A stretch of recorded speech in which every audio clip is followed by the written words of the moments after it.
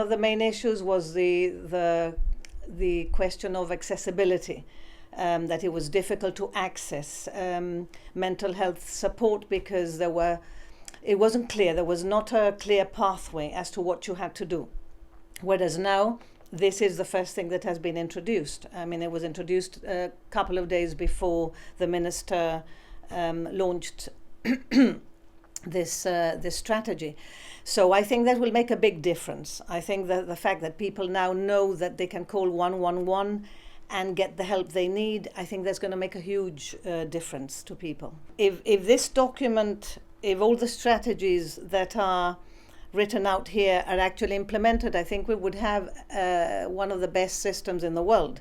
I think that they cover everything. It's about early detection, accessibility, early detection, support, early admission to ocean views where it's needed, but then people are promptly put back in the society, as in the community, as soon as is possible. And then once they're in the community, they're going to get the support that they need, whether it's in terms of housing, in terms of assisted, helping them to live on their own, to possibly find work.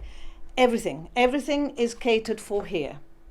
I wonder how well it's going to work on the ground. I don't want to be negative, because we have been accused of being negative by some people in the system, and that of being too critical. But of course, this is our role. We have to be critical. We can't just say, oh yes, we have a wonderful document here and now all the problems are solved.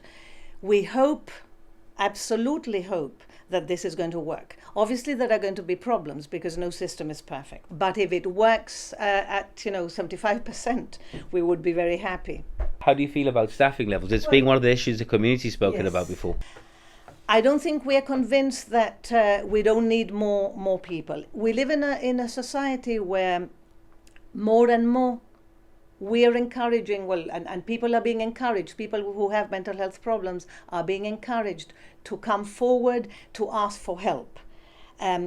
It's not necessarily that these things didn't exist before, but before, as in so many other things, people just kept quiet and suffered in silence.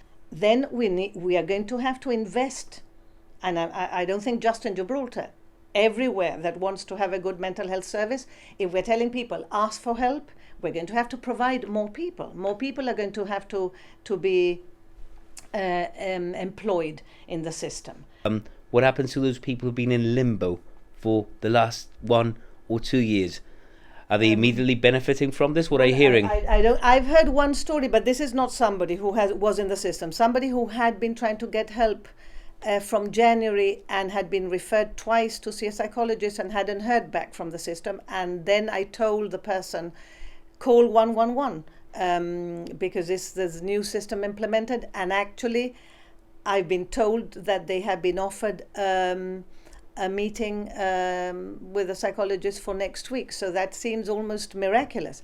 If this kind of thing can happen, that's great. The problem is, the question is whether it's going to be sustainable. As I say, we have a sort of a healthy dose of skepticism, but we have an open mind, and there is nothing we want more than to see the system work.